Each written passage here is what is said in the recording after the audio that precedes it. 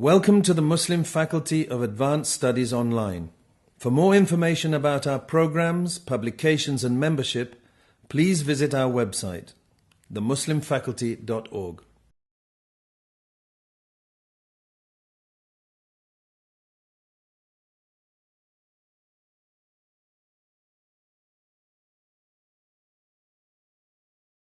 Bismillah ar-Rahman ar-Rahim.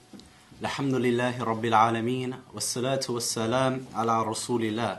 We begin by praising Allah and sending peace and salutations upon His noble Messenger Muhammad sallallahu alayhi wasallam. Jazakumullah khair for inviting me to Norwich to take part in this symposium. It's always an absolute pleasure to be here and to be in such austere company.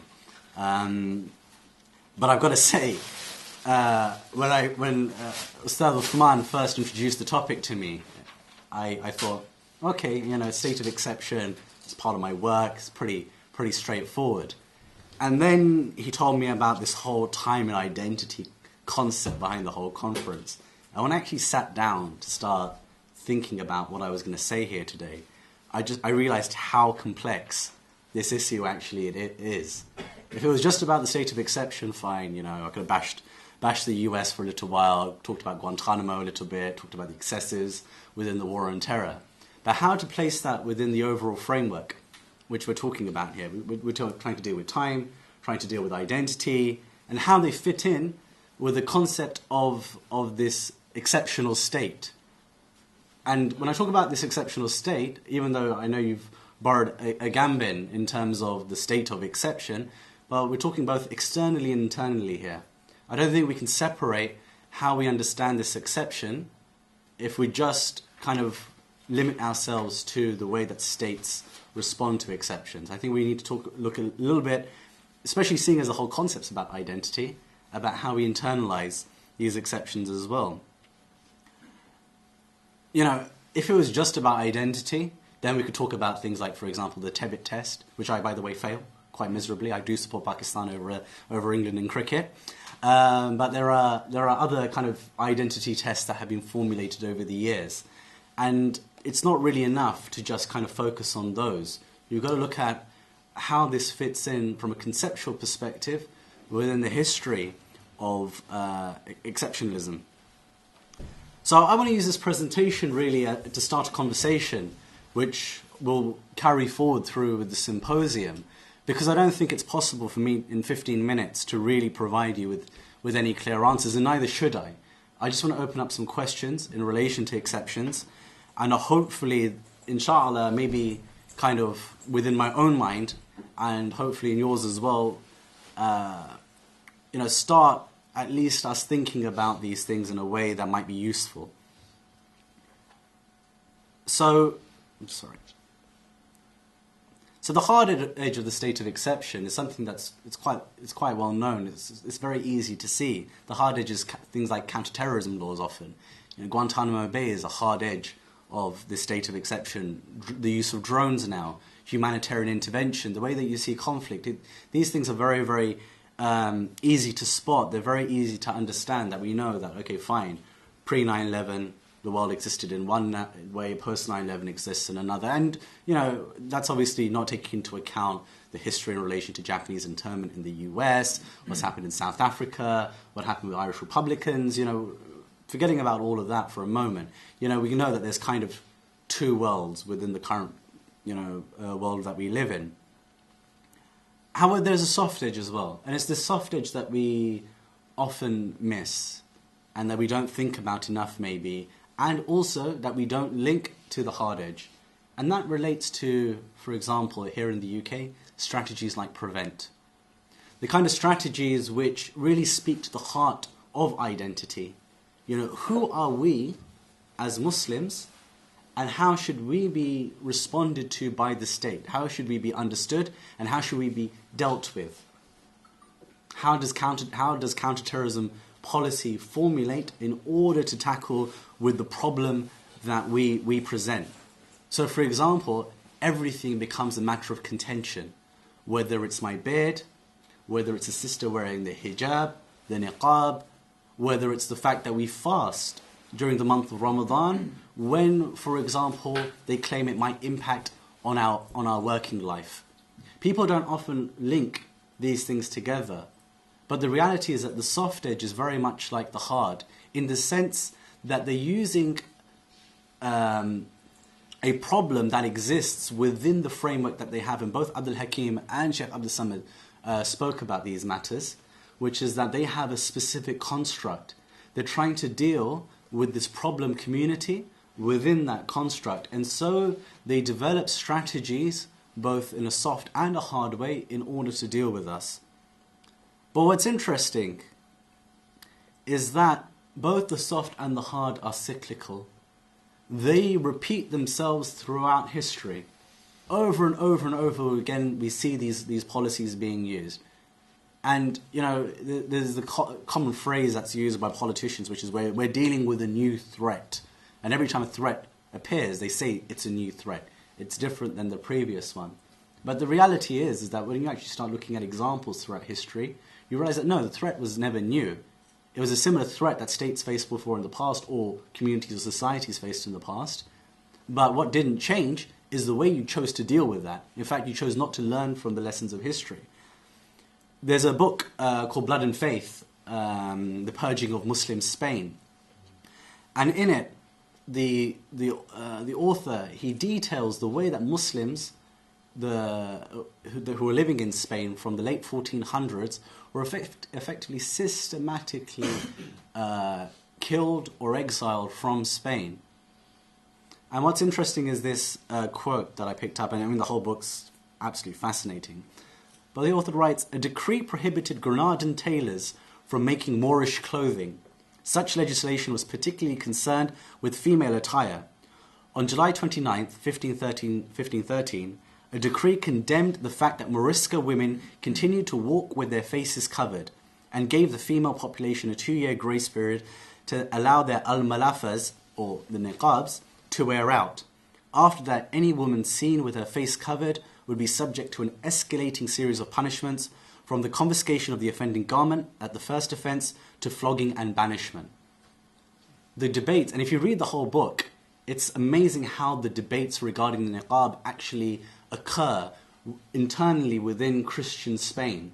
How the various priests, the leaders, they're all having this internal discussion about this symbol of Moorish identity. And it didn't stop there. You know, they, for example, required that Muslims keep their doors and their windows open on Fridays, on weddings and Eid, or former Muslims, well, the Moriscos, so that any passerby could see whether or not they were practicing their customs, their previous customs, after they were forcefully converted to Christianity. And it's amazing to see the development.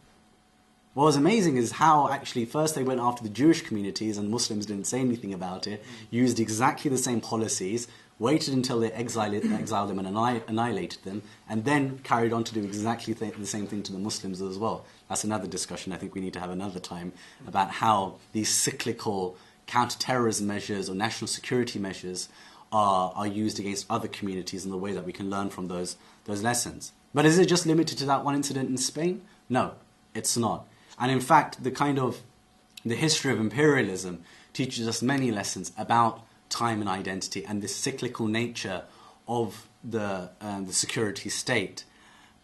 One of the famous Deobandi scholars, Hussein Ahmed Madani, he was particularly troublesome for the British. They really didn't like him at all because he refused to accept the Sharif of Hijaz as being Amir al-Mu'mineen. You know, his allegiance was to the Caliphate.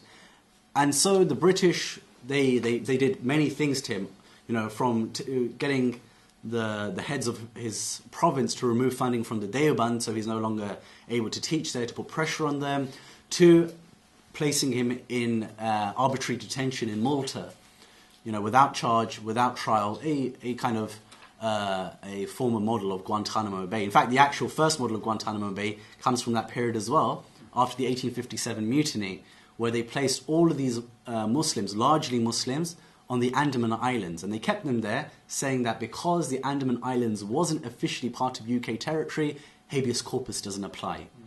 And so what you found was that Guantanamo actually finds its roots within a history that is actually very close in terms of the arguments relating to national security. But what was most interesting for me is when I was researching Hussein Ahmed Madani's background, is that the way that the British were talking about it within the Q archives, where they were calling him Islamist. Now, I've been personally, completely against this term for many years. I don't think it's one that we should use to self-describe. And some and I have spoken about this before, and it very much links to his talk. That a term that's used as a pejorative should not be owned by ourselves. Okay, why should we use that term? But the fact is that often Muslims will say things like, "Oh, it's just an academic term. It's an academic term, fine, that's used right now, but it has a history." And if you try and devoid yourselves of the history, you lose the essence behind its use and the way then you even perceive yourselves. And this is where we talk about the internalization of the exception. So Giorgio Agamben, in his book, which is what the title of the talk I think is largely based on, and the works of Carl Schmitt, posits that the exception in the state could also be understood as a necessity. And I think as Muslims, we need to actually give this some time, because it's easy enough for me to say the state of exception is a really bad thing, but do we as Muslims have the concept of an exception or a necessity even? And my argument is that actually maybe we do. In fact, in the case of necessity, we know that durura comes within the concept of our usul. The extent to which we use it maybe is debatable, but it's there. And so, as people who believe in the fact that, we're often told that the deen is holistic, and the vehicle of the deen, the sharia, is transcendental. So, in other words, it's applicable in all places at all times.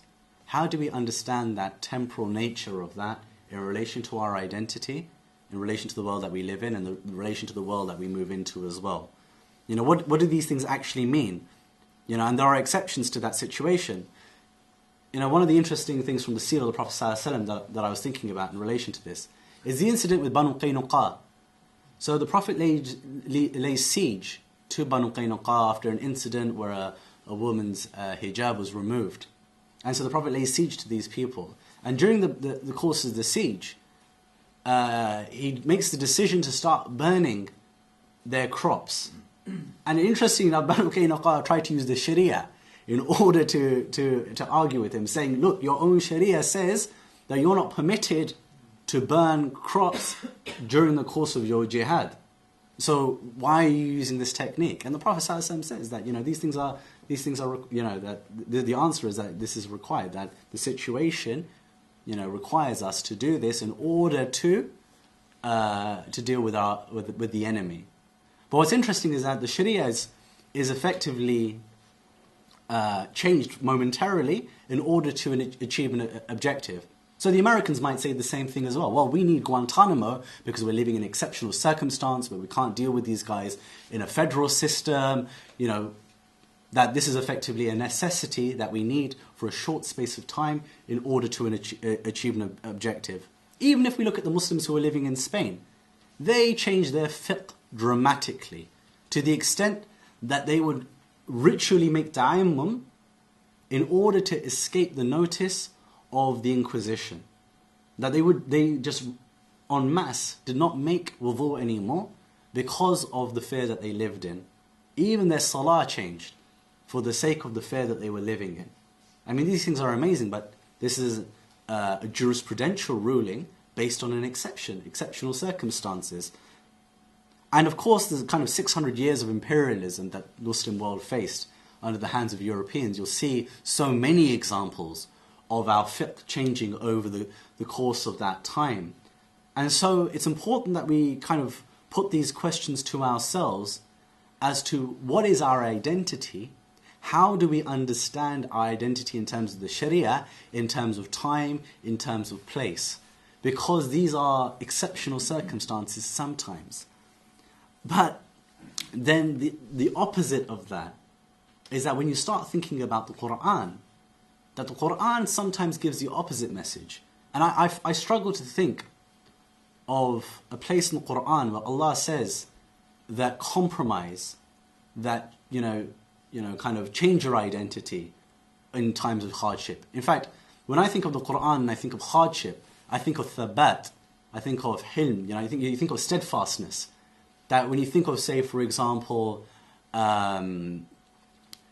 incidents like Ashab al-Ukhdud, the people of the ditch, the people who throw themselves into a fire, even though they've been only Muslim for maybe a matter of seconds. Same with the magicians of Fir'aun. They've only been Muslim for moments, and yet they allow themselves to be crucified for the sake of their religion. These are really big things that we're talking about here, where identity is crucial to not only to the survival of your soul, to who you are and the way that you challenge authority, the way that you stand up against injustice. You juxtapose that, though, with, say, the world that we live in today, where often we are told by many Muslim groups that take the easy path, let's kind of present a nice face of Islam, let's kind of not talk about difficult things, let's not take on difficult issues because of the repercussions it might have on us. So I'm not giving a definitive answer, but the one surah in terms of this whole thing, and I'm going to finish with this inshallah, the one surah that really struck me, once again, when I was thinking about this whole concept, is Surah Al-Asr. Very simple, very, very short surah, but I felt dealt with the whole of these issues. And Allah says, "Wal asr," by time. He's swearing by not only a creation, but probably the most important creation, the one creation that really determines everything about what happens to us. By time, "Innal insana lafi khusr," that indeed the whole of mankind is at loss. Not just the non-Muslims, but the Muslims as well. And here's where the identity part comes in. إِلَّا الَّذِينَ آمَنُوا وَعَمِلُوا الصَّالِحَاتِ وَتَوَاسَوْا بِالْحَقِّ وَتَوَاسَوْا بِالصَّبْرِ. Except, the exception, there's the exception to everybody being at loss, except those who believe, do righteous good deeds, and those who are truthful, enjoying truth, and those who are patient, enjoying patience. And this last bit, for me, was so amazing. Because, subhanAllah, truth is a very difficult thing for most people to do anyway. But when you think about it within the context of a national security paradigm, to have patience upon the truth is even harder. To have kind of hilm or thabat upon something that you know to be true, but the rest of the world disagrees with within their kind of frameworks, whether it's a secular framework or a framework that's anti-Islam or anti-religion even, it's very, very hard to kind of maintain a position that they dislike. And so I think, when I think about that surah, it kind of helps me to better try and think about these issues a little bit. But I'd be really interested to hear from, what your own thoughts are about these various matters. Jazakumullah khair for taking the time to listen to me, inshallah. I really look forward to the discussion. Assalamu alaikum wa rahmatullah.